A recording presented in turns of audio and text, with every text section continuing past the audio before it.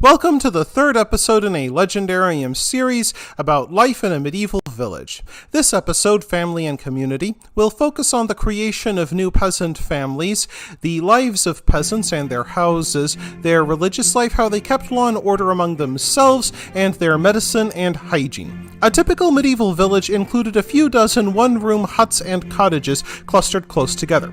Nearby stood a watermill or windmill to grind grain, and a tiny parish church with a tithe barn for collecting 1/10 the peasant's harvest for the church. That harvest came from the fields which surrounded the village, divided into narrow strips divided evenly between families by hedgerows called sixths. Half the land remained unplanted or fallow each year, so the soil could regain its fertility. Most medieval peasants rarely ventured more than a few miles from their village. Peasants conscripted into the army might not be able to find their way home. Some romantic literature drew a contrast between the pampered daughters of the nobility who were forced into arranged marriages with poor peasant girls free to marry for love. This is a literary invention. Just like their noble-born counterparts, village girls were put into arranged marriages, usually with a cow or a pig as their dowry price. Though children were considered adults at the age of 12, most peasant girls did not marry until they were at least 16 years old. Since most villages had populations well below 1,000 and tended not to receive new arrivals, inbreeding became a problem in many villages, and quite a few children were born with congenital birth defects. If land wasn't readily available for new couples, it was common for them to continue living with the groom's parents until they either came into land or they inherited their parents' land rights. As village courts tended to award more strips of land to families with many children, few wasted any time in having babies. A medieval child had a rough life. One of the leading causes of death for infants beyond disease was cradle fires, made all the more dangerous since infants were often left unsupervised in the cradle while their parents worked in the fields. From the time children were 3 or 4 years old, they moved out of the house and joined their parents at work. The youngest children were assigned light duties like scaring birds from the fields, collecting eggs from chickens and geese, and gathering fruit. As they grew older, boys and girls learned how to harvest grain and vegetables, which made up most of the peasant diet. Yet, village children still found time for fun in between chores. Peasant girls played with poppets, dolls made from wax, wool, and wood, and then dressed them in tiny cloth costumes. Boys played with marbles, sticks, rattles, and spinning tops, all toys that could be made by their parents within the village. Both boys and girls also played an early version of bowling with 9 pins. Nonetheless, half of all peasant children died before the age of 15, in large part because of primitive medical care. If a peasant lived to the age of 45 or 50, a hard life left him with white hair, a bent back, and a face as gnarled as that of a modern 80-year-old. Women had it even harder. A girl was considered her father's property until she married, at which point she transferred to her husband. In some parts of Europe, there were cases of older daughters being forced by their fathers to serve as wives to them if they were widowed. Women had children early and often, which took a terrible toll on their bodies.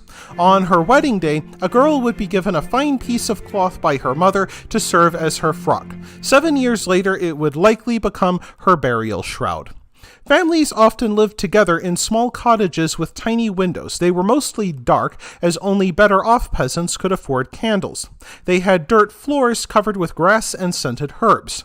One of a wife's main tasks would be sweeping out the grass and herbs, then replacing it to keep the house clean. Peasant wives and daughters cooked food over an open fire in the main room, which meant these cottages were often smoky and the walls covered in soot.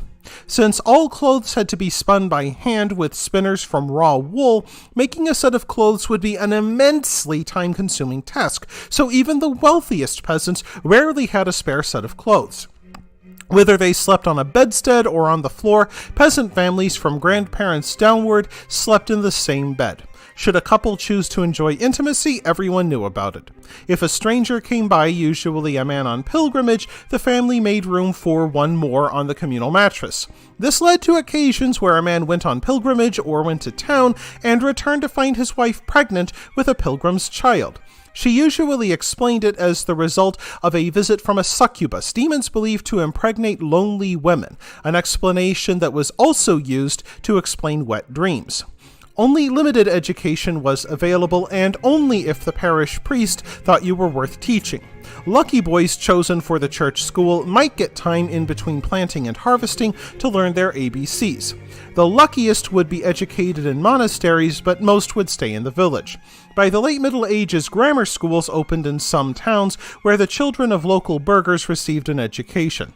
Discipline in these schools was maintained with wooden staffs, which the teachers used to beat troublesome students with.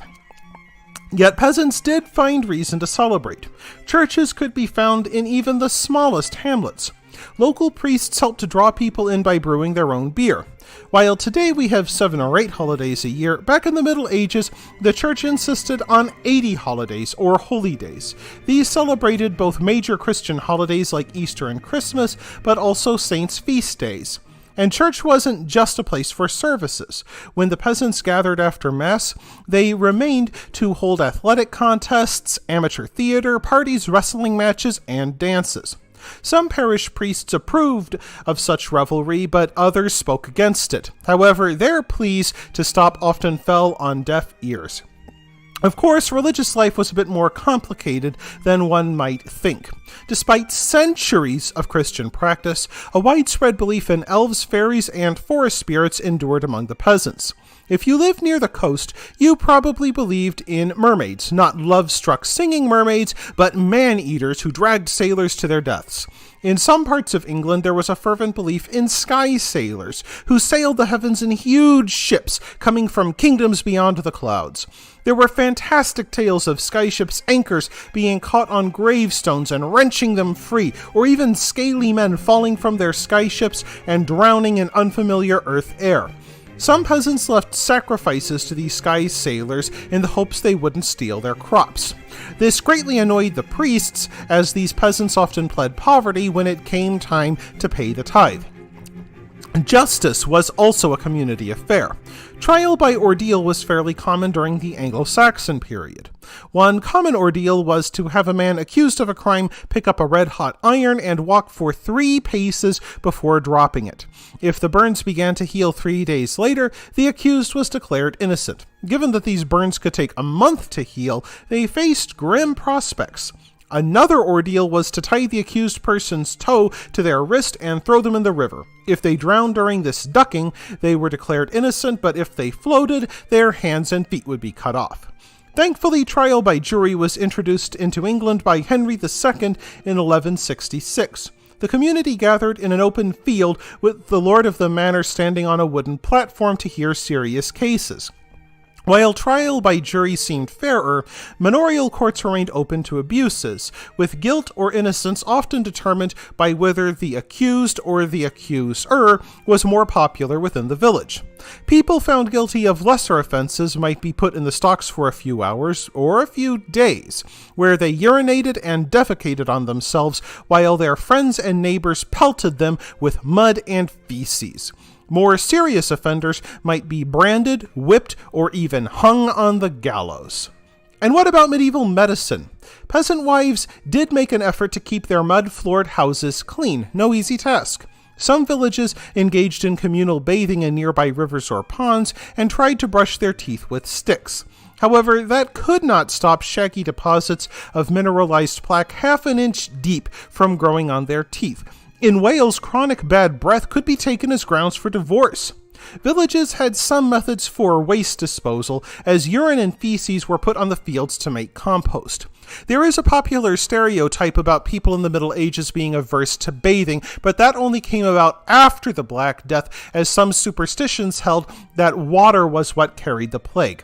As you can see, medical knowledge remained very basic. Many village physicians were female, who grew medicinal plants in a special garden. Their knowledge was handed down through the generations and based mainly on superstition. So peasants believed that some herbs would only cure disease if picked on magical days, like Midsummer's Eve. Some cures did work, like milk from the poppy working as a painkiller. However, many other cures did nothing.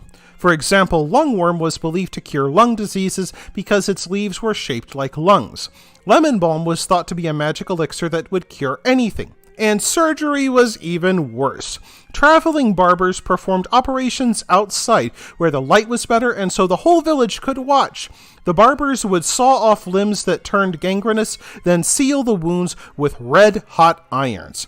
And that wraps things up for this episode of The Legendarium. I hope you enjoyed it. If you like what you saw, press like. If you want to see more, press subscribe. And if you've got anything to say, let me know in the comments section. Thanks again for joining me, and I hope that you have a great rest of the day.